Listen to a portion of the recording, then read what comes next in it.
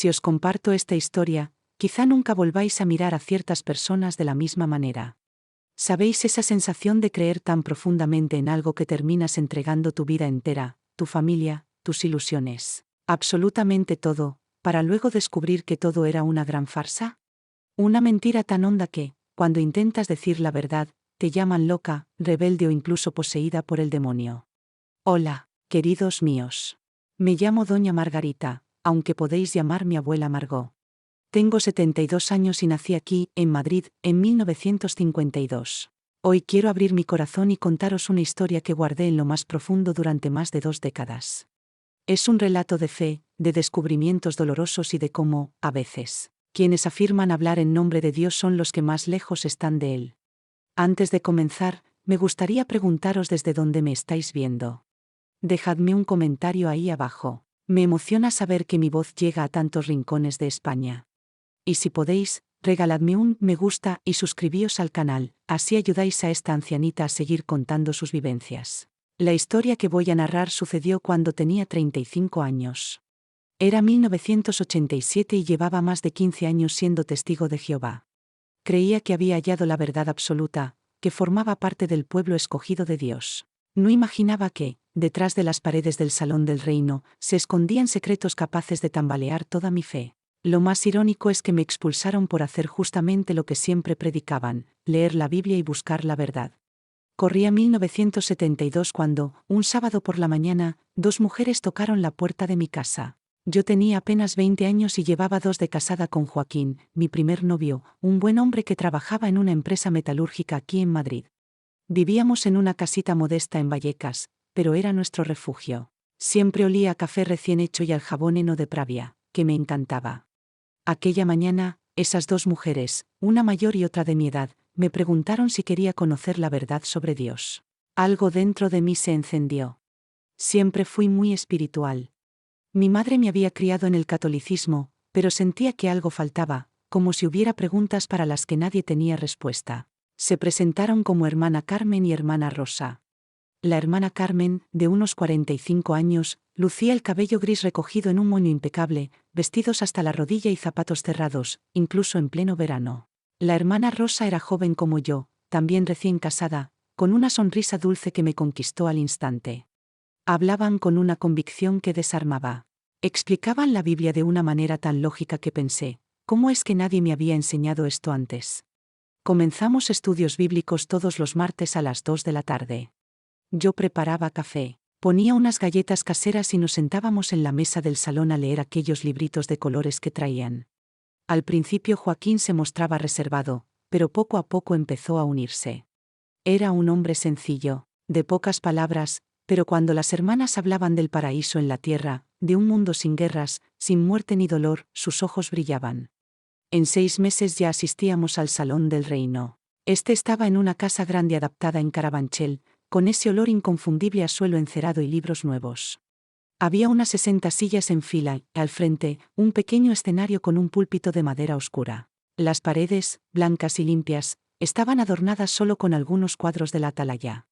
Todo era pulcro, ordenado, envuelto en un silencio respetuoso.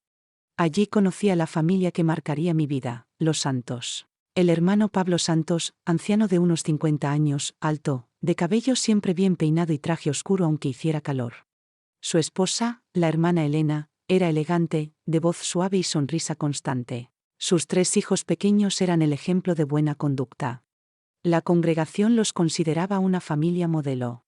El hermano Pablo imponía respeto. Cuando hablaba en las reuniones, todos guardaban silencio. Conocía la Biblia de memoria, citaba versículos sin mirar y explicaba profecías difíciles con una claridad impresionante. Yo pensaba, este hombre, sin duda, tiene el Espíritu Santo de Dios. Nuestra vida dio un giro completo. Dejamos de celebrar cumpleaños y Navidad.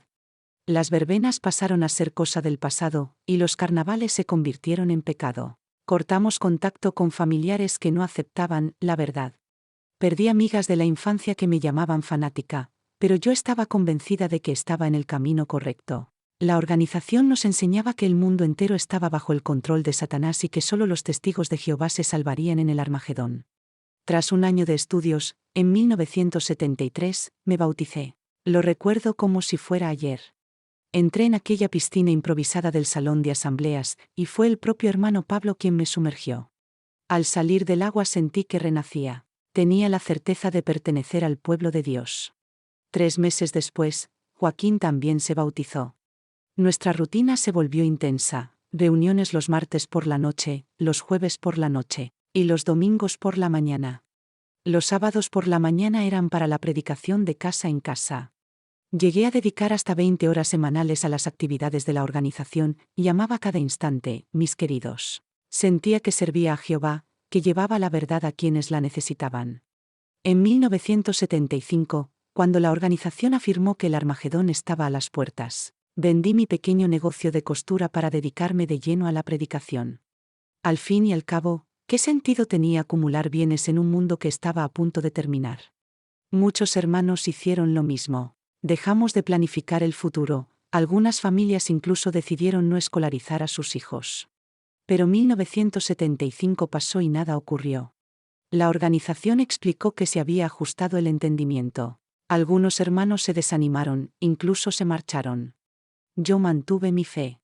Pensé, Dios tiene sus tiempos, no los nuestros. No os voy a mentir, fueron años hermosos. Me sentía amada, protegida, parte de una familia global. En las asambleas de distrito conocí a hermanos de todas partes, unidos por la misma fe y tratándose con cariño. Era emocionante cantar los cánticos, escuchar discursos que reforzaban mi fe y ver los dramas bíblicos llenos de lecciones profundas. Me convertí primero en precursora auxiliar y luego en precursora regular. Pasaba 90 horas al mes predicando. Dirigía estudios bíblicos, ayudaba a hermanas nuevas, participaba en la limpieza del salón del reino. En la congregación me respetaban y me consideraban un ejemplo de dedicación. El hermano Pablo solía elogiarme en las reuniones, llamándome hermana ejemplar. Joaquín también progresó, primero siervo ministerial y después anciano. Vivíamos el apogeo de nuestra vida espiritual. Habíamos perdido familia, amigos y oportunidades, pero ganamos una familia espiritual que parecía compensarlo todo. Pero, como sabéis, las apariencias pueden engañar. Fue justo cuando me sentía más segura en la verdad que comenzaron a aparecer las primeras grietas. Era 1982 cuando llegó a nuestra congregación una hermana llamada Concepción, de unos 40 años, recién llegada de Extremadura a Madrid. No era como las demás. Formulaba preguntas que me incomodaban porque no sabía responder. En los estudios de la Atalaya planteaba cuestiones que nunca me habían cruzado por la mente. ¿Por qué solo 144.000 van al cielo si Jesús dijo que en la casa de su Padre hay muchas moradas? ¿O por qué la organización ha cambiado tantas veces su entendimiento sobre 1914 si era una revelación divina? Sus preguntas me hacían pensar, y eso me asustaba. Siempre me habían enseñado a confiar sin reservas en la organización, a no cuestionar nada, a aceptar que los cambios eran luz más brillante. Pero la hermana Concepción sembró una semilla de duda en mi corazón. El hermano Pablo pronto notó que ella causaba división. Comenzó a dar discursos advirtiendo contra el cuestionamiento y exhortando a confiar en la organización. Concepción fue etiquetada como mala asociación y se aconsejó a las hermanas evitar trato cercano con ella. Yo me quedé en medio. Por un lado, quería ser obediente. Por otro, sus preguntas tenían sentido. Empecé a prestar más atención en los estudios y a verificar las referencias bíblicas. Fue entonces cuando comencé a notar pequeñas incoherencias que antes pasaban inadvertidas. Por ejemplo, la organización afirmaba tener la única interpretación correcta de la Biblia, pero al leerla notaba que muchos pasajes hablaban directamente al corazón sin necesidad de intermediarios. Jesús decía cosas simples como, «Venid a mí todos los que estáis cansados», y yo me preguntaba por qué eso debía ser filtrado por la interpretación de la organización. Otra situación que me hizo reflexionar fue la de mi vecino, don Antonio. Era un hombre trabajador, amable con su esposa e hijos, siempre dispuesto a ayudar. Cuando le ofrecí un estudio bíblico, lo rechazó con cortesía, diciendo que ya tenía su fe y se sentía pleno así. Según las enseñanzas, él sería destruido en el Armagedón junto con los inicuos. Pero, ¿cómo podía un Dios justo eliminar a alguien tan bondadoso solo por no convertirse en testigo de Jehová? Estas dudas crecían poco a poco, como un hilo que se deshilacha, pero yo las empujaba al fondo de mi mente. Me obligaba a seguir confiando en la organización. Después de todo, siempre nos preguntaban, ¿a dónde más irías? Solo nosotros tenemos la verdad. En 1984 ocurrió algo que me marcó profundamente. Una joven de la congregación, Sandra, de apenas 19 años, necesitó una transfusión de sangre tras un accidente de coche. Sus padres, siguiendo la doctrina, prohibieron el procedimiento. Sandra murió. En su funeral, el hermano Pablo habló de su fidelidad hasta la muerte y de cómo había ganado la corona de la vida. Todos lloraban y repetían que ahora estaba en el paraíso. Pero yo me quedé pensando, ¿de verdad Dios quería que una joven muriera por no aceptar sangre? En la Biblia, Jesús sanó en sábado, rompiendo la ley judía, y dijo que el sábado fue hecho para el hombre, y no el hombre para el sábado. ¿No aplicaría el mismo principio al tema de la sangre? Estas preguntas me atormentaban. Oraba pidiéndole a Jehová que borrara esas dudas de mi corazón. Creía que eran debilidad mía, tentaciones de Satanás. Aumenté mis horas de predicación y participé en más actividades, intentando llenarme de ocupaciones para no pensar. Pero la vida, o quizá la providencia, iba a ponerme delante algo que lo cambiaría todo. En 1985 llegó a nuestro territorio una familia de Sevilla, los Herrera. El hermano Juan Herrera era anciano, su esposa, la hermana Lucía, precursora, y tenían una hija adolescente, Priscila. Parecían perfectos y se integraron rápido. Juan enseguida entabló amistad con el hermano Pablo. Pasaban horas conversando después de las reuniones. Hacían visitas pastorales juntos y parecían inseparables. Pensé, qué bendición tener otro anciano experimentado aquí. Pero pronto noté cosas inquietantes. El hermano Juan buscaba visitar a solas a las hermanas jóvenes, argumentando que tenía una habilidad especial para ayudarlas con problemas de juventud. Lucía siempre lo respaldaba, asegurando que su esposo tenía un don para aconsejar. Varias jóvenes comenzaron a tener reuniones privadas con él, supuestamente para estudios bíblicos más profundos o preparación ministerial. Siempre se organizaban cuando las familias no estaban en casa, en la biblioteca del salón o en una sala apartada de su vivienda. La primera en venir a mí fue Patricia, una muchacha de 17 años a la que conocía desde niña. Llegó a mi casa llorando, temblorosa, diciendo que debía hablar conmigo pero que tenía miedo. Con gran esfuerzo me confesó que el hermano Juan hacía cosas inapropiadas durante esos encuentros. Me quedé helada. No quería creer que un anciano, un supuesto siervo de Jehová, fuera capaz de eso. Pero Patricia estaba destrozada y sus palabras, llenas de detalles dolorosos que no voy a repetir, no podían ser inventadas. Le dije que debíamos denunciarlo a los ancianos. Ella me agarró del brazo, suplicando que no lo hiciera. Me advirtió que me expulsarían por calumniar a un anciano y que nadie me creería. Entonces comprendí que Juan no solo abusaba de las chicas, sino que utilizaba la propia estructura de la organización para silenciarlas. Y lo peor, no era el único. En los días siguientes, otras jóvenes, Renata, Cristina, Fernanda, me contaron historias similares, todas con el mismo miedo a hablar. Yo ya no podía dormir. ¿Cómo era posible algo así en una organización que se proclamaba pura y dirigida por Dios? ¿Cómo podían hombres que predicaban moralidad estar dañando a chicas inocentes? Decidí que no me callaría más. Debía hablar con el hermano Pablo y exigir que actuaran. Y eso hice, un martes después de la reunión. Pedí verlo a solas. Tenía el corazón acelerado, las manos frías, consciente de que mis palabras podían cambiarlo todo. Nos sentamos en la biblioteca del salón, esa pequeña sala repleta de publicaciones de la Atalaya. Pablo me miró con su habitual gesto paternal y me preguntó qué me preocupaba. Cuando terminé de relatarle lo que había escuchado, el silencio se hizo pesado. Él tamborileaba los dedos sobre la mesa, con la mirada fija en el suelo y respirando hondo. Finalmente habló: «Hermana Margarita, estas son acusaciones muy serias, ¿está segura de lo que me está diciendo?» Le confirmé que sí, que las muchachas estaban destrozadas y que debíamos protegerlas. Entonces me soltó algo que me dejó sin aliento: el hermano Juan es un siervo ejemplar. A veces las jóvenes malinterpretan gestos de cariño paternal. Quizás eso sea lo que ha ocurrido. No podía creer lo que oía. Le respondí que no se trataba de malentendidos, que eran hechos concretos, detallados, imposibles de inventar.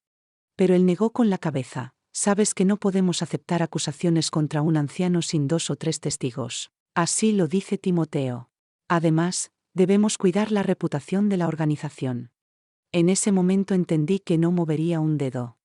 Es más, Parecía más preocupado por la imagen del grupo que por la seguridad de las chicas. Insistí, razoné, incluso le rogué, pero se mantuvo firme: deja esto en manos de Jehová. Si algo anda mal, Él lo resolverá en su tiempo. Ora y confía. Salí de aquella reunión con el alma hecha pedazos. ¿Cómo era posible que un hombre al que yo admiraba tanto pudiera ser tan indiferente ante algo tan grave? En los días siguientes empecé a hacer algo que nunca antes me había atrevido: cuestionar abiertamente las enseñanzas. Si la organización estaba equivocada en esto, ¿en qué más podría estarlo? Decidí leer la Biblia sin las publicaciones de la organización, sola, sin filtros. Y ahí fue cuando mi mundo empezó a darse la vuelta. Descubrí que Jesús hablaba de amor, de perdón, de libertad. Que Pablo enseñaba que la salvación era un regalo de Dios, no algo que se ganara con obras. Que Juan resumía todo diciendo que Dios es amor. Pero lo que yo había aprendido en la organización era muy distinto: que solo dentro de ella había salvación, que ésta dependía de horas predicadas, de asistencia a reuniones y de obediencia ciega. Empecé a notar esas diferencias en una libreta escondida en el fondo del armario. Cada versículo leído sin los comentarios oficiales parecía abrirme una puerta a una verdad que me habían ocultado o distorsionado. Por ejemplo, Jesús dijo: venid a mí todos los que estáis cansados y agobiados, no, venid a la organización. Pablo escribió que, por gracia sois salvos por medio de la fe, no por obras, para que nadie se gloríe, y sin embargo a nosotros nos repetían que la salvación se ganaba con trabajo y sumisión. Cuanto más leía, más claro veía que muchas doctrinas carecían de base bíblica o, peor aún, contradecían lo que la Biblia decía. Intenté compartirlo con Joaquín, pero se alarmó: Margot, hablas como una apóstata. Esto es peligroso. Debes confiar y dejar de cuestionar. Pero ya no podía detenerme. Era como haber hallado un tesoro y sentir la necesidad de seguir excavando. Mientras tanto, veía cosas extrañas en la congregación. El hermano Pablo estrenaba coche del año, llevaba trajes costosos y viajaba con su familia a lugares inalcanzables para la mayoría. Cuando pregunté cómo lo hacía, me dijeron que Jehová bendecía a los fieles. Más tarde supe que recibía donaciones especiales de hermanos agradecidos y que ciertas decisiones se tomaban según quien contribuía más económicamente. La teocracia que yo creía dirigida por Dios estaba manejada por intereses humanos. Y el hermano Juan seguía con sus visitas especiales a las jóvenes, que continuaban sufriendo en silencio. Yo me sentía cada vez más ahogada por la verdad que conocía y la impotencia de no poder detener aquello. Hasta que tomé una decisión que lo cambiaría todo: hablar públicamente. Un jueves, durante el estudio de la Atalaya, el tema era la obediencia a la organización. Levanté la mano y, cuando me dieron la palabra, dije: hermanos, ¿por qué Jesús dijo: no llaméis maestro a nadie en la tierra, porque uno solo es vuestro maestro, el Cristo? ¿Y nosotros llamamos a la organización madre y la obedecemos como si fuera infalible? El silencio fue absoluto.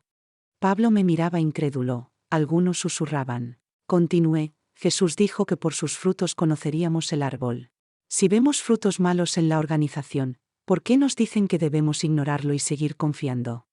Pablo me interrumpió: hermana Margarita, esto no es apropiado. Hablemos después. Pero yo seguí: si estamos en la verdad, ¿por qué tememos a las preguntas? ¿Por qué tenemos miedo a la Biblia misma? La reunión terminó en un ambiente tenso. Algunos me evitaron, otros me miraban con lástima. Pablo pidió que Joaquín y yo nos quedáramos. Esa fue una de las conversaciones más duras de mi vida. Me dijo que estaba bajo influencia demoníaca y que mis palabras eran típicas de apóstatas. Si no me retractaba, me desasociarían. Joaquín me rogó que pidiera perdón, pero yo ya había probado la libertad de pensar por mí misma y no iba a volver atrás. Le pregunté a Pablo: si la organización tiene la verdad, ¿por qué teme mis preguntas? ¿No debería ser sencillo mostrarme mi error usando la Biblia? No respondió. Solo me dijo que tenía una semana para retractarme o enfrentaría una comisión judicial. Salí de allí sabiendo que mi vida como testigo de Jehová estaba llegando a su fin. Pero, por primera vez en años, me sentía verdaderamente libre. La semana siguiente fue interminable. Joaquín apenas me hablaba. Decía que estaba destruyendo nuestra familia, nuestra reputación y nuestra vida espiritual. En la calle, los hermanos me evitaban, y algunos susurraban cuando pasaba. Unos pocos, entre ellos la hermana Concepción, la misma que había sembrado en mí las primeras dudas, me contactaron discretamente para decirme que ellos también cuestionaban ciertas cosas. Pero fue la visita de Patricia, la joven que primero me habló de los abusos de Juan, la que me dio el empujón final. Llegó a mi casa una tarde, llorando sin consuelo. Abuela Margot, me dijo entre sollozos, lo ha hecho otra vez. Me contó que Juan la había citado para una supuesta conversación sobre su progreso espiritual y que volvió a abusar de ella. Cuando intentó resistirse, él la amenazó con que Jehová la castigaría por faltar al respeto a un anciano. Pocos días después, la decisión fue oficial, me desasociaban. Para quienes nunca han sido testigos de Jehová, quizás sea difícil comprenderlo, pero una expulsión es como una muerte en vida, de un día para otro dejas de existir para tu familia y amigos que permanecen dentro. Joaquín intentó permanecer a mi lado unas semanas, pero la presión era insoportable. Los ancianos lo llamaban a reuniones de ánimo donde le dejaban claro que su espiritualidad corría peligro si seguía casado conmigo. Algunos hermanos le insinuaban que quizás debía separarse para proteger su posición en la congregación.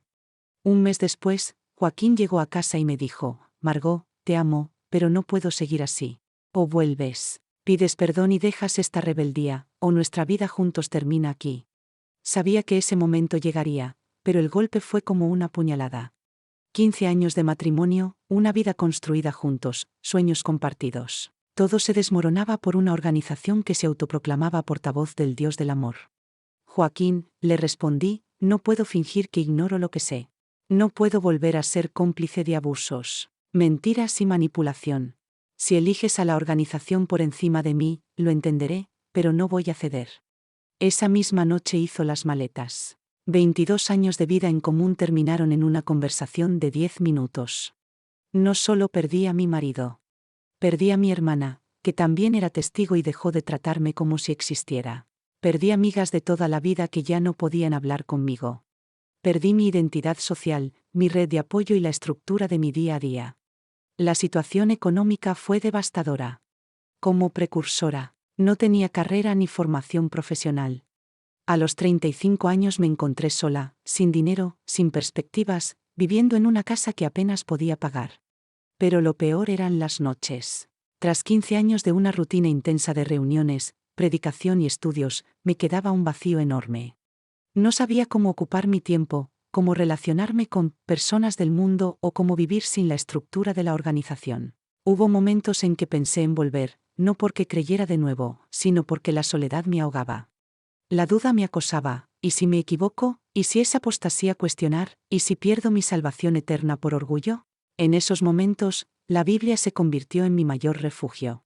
No la Biblia interpretada por ellos, sino la palabra pura, hablando directamente a mi corazón. Versículos como, bienaventurados los que padecen persecución por causa de la justicia, o, si el mundo os odia, sabed que a mí me odió antes que a vosotros, cobraron un significado profundo. Jesús hablaba de situaciones como la mía. Empecé a asistir a una pequeña iglesia evangélica de mi barrio, no para cambiarme de religión, sino porque necesitaba comunión cristiana.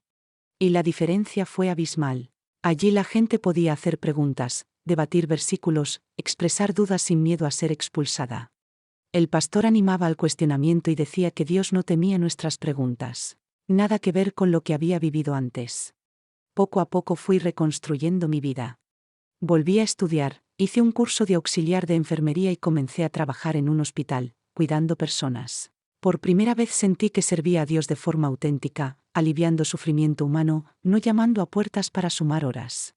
Las 5 chicas a las que había protegido mantuvieron contacto conmigo en secreto. No podían hablarme en público, pero me mandaban cartas y mensajes a través de conocidos. Me contaban que iban sanando de sus traumas. Años después, Patricia también salió de la organización. Me buscó llorando para agradecerme por haberle dado el valor de cuestionar. Hoy es una mujer fuerte, independiente, madre de 3 hijos que está criando libres de manipulación religiosa. 6 meses después de mi expulsión recibí una carta anónima que me dejó paralizada. Era de un testigo activo que decía tener acceso a información interna. Me confirmaba que mis denuncias habían llegado hasta el cuerpo gobernante en Nueva York y que se había abierto una investigación discreta. El resultado, el hermano Juan fue trasladado a otra congregación, oficialmente por necesidades del circuito. Ningún castigo real, ninguna admisión pública de lo que había hecho. Solo un cambio de escenario que le permitía seguir con lo mismo lejos de quienes conocían su verdadera conducta. El hermano Pablo continuó como anciano. La carta decía que había recibido una reprensión privada por falta de tacto al manejar asuntos delicados. En otras palabras, una llamada de atención a puerta cerrada que no afectó en nada a su posición. Era exactamente lo que temía, pero dolió tener la confirmación. La organización protegía su imagen por encima de la seguridad de niñas inocentes.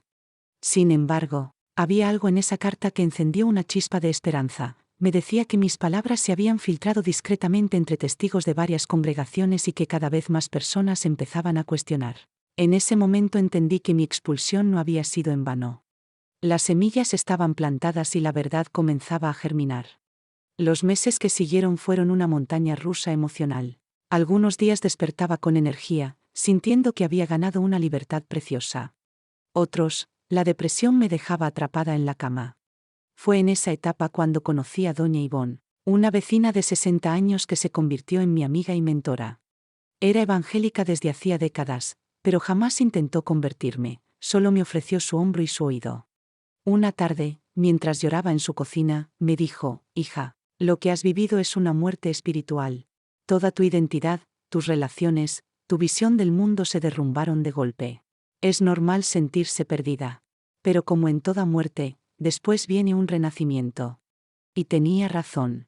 Poco a poco comencé a descubrir quién era fuera de la organización.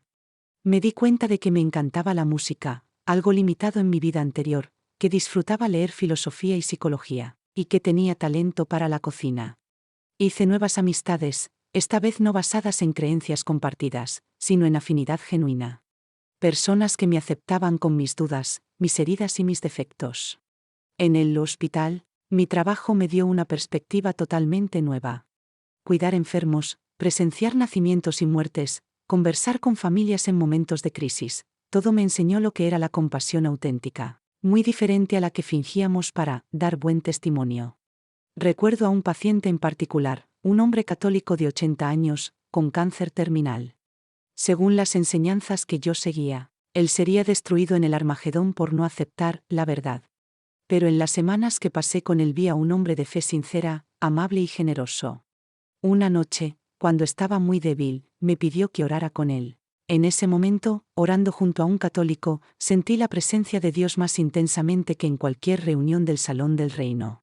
Entendí que la organización mentía cuando se adjudicaba el monopolio de Dios. Él está en todas partes, en todas las personas de corazón sincero, incluso en quienes no practican religión alguna. Comencé a investigar la historia de los testigos de Jehová por mi cuenta. Leí libros prohibidos por la organización, revisé documentos históricos, hablé con exmiembros. Lo que descubrí me golpeó: profecías falsas repetidas veces, doctrinas que cambiaban constantemente, abusos sexuales encubiertos en todo el mundo, inversiones en empresas de tabaco y armamento, justo aquello que condenaban públicamente. Cada hallazgo me dolía porque confirmaba que había entregado 15 años de mi vida a una mentira, pero también me liberaba porque ratificaba que salir había sido lo correcto. 2 años después de mi expulsión recibí la llamada de una periodista de investigación. Había escuchado mi historia a través de personas que yo había ayudado y me preguntó si quería participar en un reportaje sobre abusos sexuales en los Testigos de Jehová.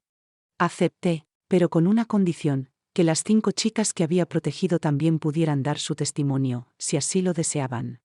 3 de ellas aceptaron, de forma anónima. El reportaje salió en un periódico nacional y causó un gran impacto. Por primera vez, el tema de los abusos en la organización se discutía públicamente en España. Recibí cientos de cartas, madres que descubrían que sus hijas habían sido abusadas, testigos que habían sido silenciados, personas que empezaban a cuestionar pero tenían miedo a hablar. Fue entonces cuando comprendí que Dios me estaba llamando a un ministerio distinto: no tocar puertas para reclutar, sino ayudar a víctimas de abuso religioso a sanar y encontrar libertad. Empecé participando en grupos de apoyo, luego coordinando algunos.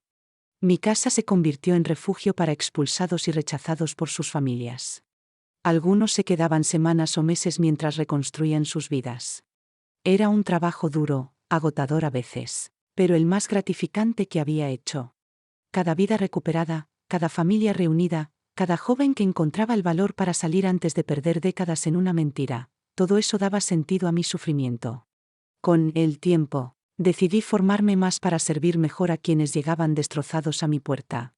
Estudié psicología, realicé cursos de asesoramiento y me especialicé en trauma religioso. Quería tener herramientas sólidas para acompañar procesos de sanación complejos. Lo curioso es que, lejos de enfriar mi fe, esta nueva etapa la fortaleció.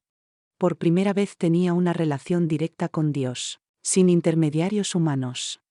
Podía orar con libertad, leer su palabra sin filtros y sentir su presencia sin depender de reuniones o rituales. 5 años después de mi expulsión, mi vida había dado un vuelco completo. Trabajaba como enfermera, coordinaba 3 grupos de apoyo para testigos de Jehová y había ayudado a más de 200 personas a reconstruir sus vidas. El trabajo en el hospital me llenaba de una realización que jamás experimenté predicando de puerta en puerta. Cuidar en los momentos más vulnerables, ofrecer consuelo y ser instrumento de alivio, eso sí era servir a Dios. Los grupos de apoyo crecieron tanto que tuve que alquilar locales más amplios. Venía gente de otras provincias para participar. Entre los asistentes conocí a Antonio, un hombre de 45 años que había sido anciano durante 2 décadas antes de descubrir las mismas verdades que yo. Lo había perdido todo, esposa, hijos, hogar, pero mantenía una fe firme en Dios. Empezamos como amigos, unidos por la experiencia común del rechazo y el renacimiento. Antonio me ayudó a organizar mejor el trabajo, creamos materiales educativos y desarrollamos técnicas específicas para abordar el trauma religioso. 2 años después nos casamos en una ceremonia sencilla, rodeados de nuestra nueva familia, hermanos de corazón, no de doctrina. Con Antonio fundamos una organización no gubernamental para ayudar a víctimas de abuso religioso. No solo testigos, sino personas de cualquier credo que hubieran sufrido manipulación, control o maltrato. Nuestro trabajo empezó a ganar reconocimiento. Universidades nos invitaban a dar charlas. Abogados nos pedían testificar en casos de abuso, y otros países nos llamaban para consultorías. Uno de los momentos más emocionantes fue cuando Patricia, aquella joven que primero me contó los abusos, vino con su hija de 10 años para presentármela. «Esta es la abuela que salvó a mamá», le dijo. Mirando a esa niña libre de los traumas que pudieron destruir a su madre, supe que todo el dolor había valido la pena. Muchas de las otras chicas también habían reconstruido sus vidas. Algunas dejaron la organización, otras permanecieron pero aprendieron a protegerse. Todas me mantenían informada de sus avances, sus familias, sus logros. Años después supe que Juan continuó con el mismo patrón. Fue trasladado 2 veces más por incidentes similares, hasta que una madre valiente lo denunció a la policía. Fue arrestado y condenado. Pablo, por su parte, terminó perdiendo su puesto de anciano por asuntos financieros, desviaba donaciones. Irónico que fuera sancionado por dinero y no por encubrir abusos. De Joaquín, mi exmarido, supe que se volvió a casar dentro de la organización. A veces preguntaba por mí, pero nunca se atrevió a contactarme. Mi hermana tardó 10 años en hablarme, lo hizo cuando su propia hija adolescente comenzó a cuestionar. Ese reencuentro estuvo lleno de lágrimas y explicaciones, pero acabó en una reconciliación preciosa. Hoy, con 72 años, mi vida tiene un propósito auténtico. Ya no recorro calles para convencer a desconocidos, sino que abro mi casa para acoger a heridos y perdidos. No reparto publicaciones humanas, sino la palabra de Dios tal como es. Mi fe es más fuerte que nunca, pero libre, sin mediaciones. Oro directamente al Padre. Leo la Biblia con mi propio entendimiento y siento el Espíritu Santo obrar en mí sin necesidad de aprobación organizacional. He construido una nueva familia, más real que la anterior, personas que me aman por quien soy, que permanecerán a mi lado sin importar mis dudas o preguntas. La organización me arrebató 15 años, un matrimonio y relaciones valiosas. Pero Dios usó esas pérdidas para darme algo mayor, la libertad de amarle y servir al prójimo sin esperar recompensas humanas. En 2010 recibí una llamada que me conmovió profundamente. Era una joven llamada Marina. Doña Margarita, me dijo, usted no me conoce, pero mi madre fue una de las chicas que usted protegió en los años 80. Siempre habla de usted como la mujer que le salvó la vida. Me contó que su madre, Cristina, había salido de la organización a los 25 años, se había licenciado en psicología y dedicaba su carrera a ayudar a víctimas de abuso sexual. Ella siempre dice que fue inspirada por su valentía, añadió Marina. Y luego, con voz decidida, me dijo que quería seguir el mismo camino. Historias así comenzaron a multiplicarse, hijos de mujeres que había ayudado, ya adultos, que me buscaban para agradecer y continuar el trabajo de protección y sanación. Era como un linaje de libertadores, personas decididas a romper ciclos de abuso y manipulación. En 2015, la Organización de los Testigos de Jehová enfrentó una ola de escándalos públicos por encubrir abusos sexuales. Los casos salían a la luz en varios países, con juicios e indemnizaciones millonarias. Periodistas de todo el mundo me contactaron. Uno de ellos, de la BBC, me dijo: «Usted fue de las primeras voces en alertar sobre estos problemas. ¿Cómo se siente al ver que lo que denunció se confirma a nivel global?». Le respondí con sinceridad: no sentía satisfacción por tener razón en algo tan terrible, sino tristeza por las niñas que podrían haberse salvado si me hubieran escuchado antes. Pero también sentía esperanza, porque al fin la verdad estaba saliendo a la luz. A mis casi 65 años, lejos de jubilarme, el trabajo se expandió tanto que creamos una fundación formal, con sede propia y un equipo de psicólogos y abogados especializados en abuso religioso. Desarrollamos protocolos de atención para distintos tipos de trauma, no solo en testigos, sino en personas dañadas en iglesias neopentecostales autoritarias, comunidades católicas ultraconservadoras o grupos evangélicos fundamentalistas. Descubrimos que los patrones de control y abuso eran parecidos en todas las denominaciones: aislamiento de familia y amigos externos, control financiero, castigo por cuestionar, uso de la culpa y el miedo como herramientas, y protección de líderes abusivos bajo la excusa de cuidar la reputación de la Iglesia. Creamos manuales para identificar señales de alerta, guías para familiares de víctimas y programas de reinserción social para quienes dejaban grupos controladores. Todo basado en décadas de experiencia y estudio. En 2018 me invitaron a hablar en una conferencia internacional sobre libertad religiosa en la ONU, en Ginebra. Nunca imaginé que una mujer sencilla de Madrid, expulsada de su religión por leer la Biblia, un día estaría dirigiéndose a diplomáticos de todo el mundo sobre la urgencia de proteger a los niños del abuso religioso. En mi intervención, conté mi historia de forma resumida y terminé diciendo: la libertad religiosa no puede ser un escudo para proteger abusadores. El derecho a practicar la fe termina donde empieza el derecho de un niño a estar seguro. Ninguna doctrina, por sagrada que se considere, justifica el sufrimiento de los inocentes. La repercusión fue enorme. Me invitaron a universidades, seminarios y congresos médicos. Mi historia se convirtió en caso de estudio en psicología, sociología de la religión y derechos humanos. Pero lo que más orgullo me daba no eran los reconocimientos, sino saber que cada mes decenas de personas encontraban valor para salir de situaciones abusivas gracias a testimonios como el mío. Recibía mensajes como: «Doña Margarita, vi su vídeo en YouTube y por primera vez entendí que no era normal que mi iglesia me prohibiera hablar con mi familia. Salí y hoy reconstruyo mi vida». «Oh, abuela Margot, soy hija de testigos que salieron después de leer su historia. Ahora tengo 25 años, soy psicóloga y trabajo con víctimas de trauma religioso». Su valor salvó no solo a las chicas de su época, sino a generaciones futuras. La tecnología se convirtió en una aliada. Creamos una página web con recursos gratuitos, grupos de apoyo online y seminarios semanales. Durante la pandemia de 2020, cuando muchos quedaron atrapados con familias religiosas controladoras, nuestros grupos virtuales fueron un salvavidas para cientos de víctimas. Una de las historias que más me marcó fue la de Beatriz, una joven de 19 años. Tercera generación de testigos. Abuelos, padres, todos dentro.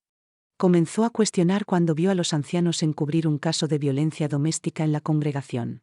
En una videollamada me dijo: «Leí su historia y entendí que no estoy loca, que es normal cuestionar ante la injusticia, pero tengo miedo. Si salgo, perderé a mi familia, mis amigos y mi trabajo. ¿Cómo tuvo usted valor?». Le respondí: «Valor no es no tener miedo. Valor es hacer lo correcto a pesar del miedo. Y recuerda, no pierdes a una familia verdadera, sino que descubres quién te ama de verdad». Beatriz tardó 2 años en salir. Perdió contacto con sus padres y hermanos, pero hoy, 3 años después, es abogada especializada en derechos humanos y ha ayudado a muchas personas en situaciones parecidas. Hace poco me dijo: «Ahora sé que no perdí, gané, amigos verdaderos, un compañero que me ama por quien soy y, sobre todo, paz de conciencia». Historias así son las que me dan fuerzas para seguir, incluso a mis 72 años. Cada vida transformada, cada cadena rota, cada niña protegida justifica todo el sufrimiento que pasé. En 2022, nuestra fundación cumplió 20 años. Lo celebramos de forma sencilla, rodeados de nuestra gran familia elegida, es testigos, es miembros de otras religiones controladoras, familiares reconciliados y profesionales que colaboraban con nosotros. Antonio tomó la palabra visiblemente emocionado. Cuando conocí a Margarita, hace más de 30 años, éramos dos náufragos intentando rehacer nuestras vidas tras perderlo todo. Hoy, viendo esta sala llena de personas libres, felices y realizadas, entiendo que Dios transforma incluso nuestros peores momentos en bendiciones para otros. Tenía razón. Lo que empezó como una tragedia personal, mi expulsión, se convirtió en una misión que cambió miles de vidas y lo más importante, abrió camino para que otros no tuvieran que pasar solos por lo que yo viví. Hicimos un momento de silencio por las víctimas que no logramos salvar, por las niñas que sufrieron mientras luchábamos por cambiar sistemas corruptos, por quienes no encontraron la oportunidad o el valor de pedir ayuda. Pero también celebramos los logros, leyes aprobadas para proteger a menores en instituciones religiosas, cambios en políticas internas de varias denominaciones, protocolos de denuncia obligatoria y cientos de abusadores llevados ante la justicia. El trabajo está lejos de terminar. Aún hay mucho abuso religioso, muchas niñas en riesgo, muchas familias bajo manipulación. Pero hoy existe una red de protección que antes no teníamos. Hoy las víctimas tienen donde acudir, quien las escuche y quien las apoye para comenzar de nuevo. Todo empezó con una mujer de 35 años que se negó a callar al ver que estaban abusando de chicas jóvenes. Una mujer que eligió leer la Biblia con sus propios ojos en lugar de aceptar interpretaciones impuestas. Una mujer que prefirió perderlo todo antes que ser cómplice de la injusticia. Hoy, cuando me miro al espejo, veo arrugas y cabellos blancos, pero también a una mujer en paz consigo misma. Una mujer que puede dormir tranquila sabiendo que hizo lo correcto, aunque costara caro. Mi historia no es solo la de salir de una religión, es la de encontrar el valor para cuestionar autoridades. Proteger a los vulnerables aunque nadie te respalde y mantener la fe en Dios incluso cuando se pierde la fe en las instituciones humanas. Es descubrir que la verdad realmente libera, no solo a quien la encuentra, sino a todos los que son tocados por esa libertad. Si pudiera hablar con la Margarita de 35 años que empezaba a ver las mentiras, le diría, será mucho más duro de lo que imaginas, pero también infinitamente más gratificante. Dios estará contigo, incluso cuando parezca distante. Cuestionar no es falta de fe, es una señal de fe madura. Ninguna organización está por encima del cuestionamiento. El amor verdadero nunca es condicional. Y proteger a un niño siempre es más importante que proteger la reputación de una institución. He aprendido que la verdad no necesita ser defendida silenciando a sus críticos. Si es verdad, resistirá cualquier pregunta. Y que Dios puede usar incluso nuestras heridas más profundas para propósitos mayores. Mi expulsión, que en su momento se sintió como el fin del mundo, fue en realidad el inicio de un ministerio más auténtico que cualquier cosa que hice como testigo de Jehová. Para quienes estén viviendo algo parecido, mis consejos son simples. Confiad en vuestra conciencia, si algo parece mal, investigad. No temáis hacer preguntas, son el comienzo de la sabiduría. Recordad que Dios es más grande que cualquier organización, no vive en edificios, sino en el corazón de quienes le buscan sinceramente. Y si decidís salir de un sistema manipulador, será duro y costoso, pero la libertad vale cualquier precio. Proteged a los niños. Denunciad el abuso y la manipulación aunque os cueste todo lo demás. El perdón es posible, pero no significa olvidar ni permitir que el daño continúe. Yo he perdonado, pero sigo hablando para alertar a otros. Hoy vivo con propósito, rodeada de relaciones auténticas y con una fe sólida en Dios, no en una organización que dice representarlo.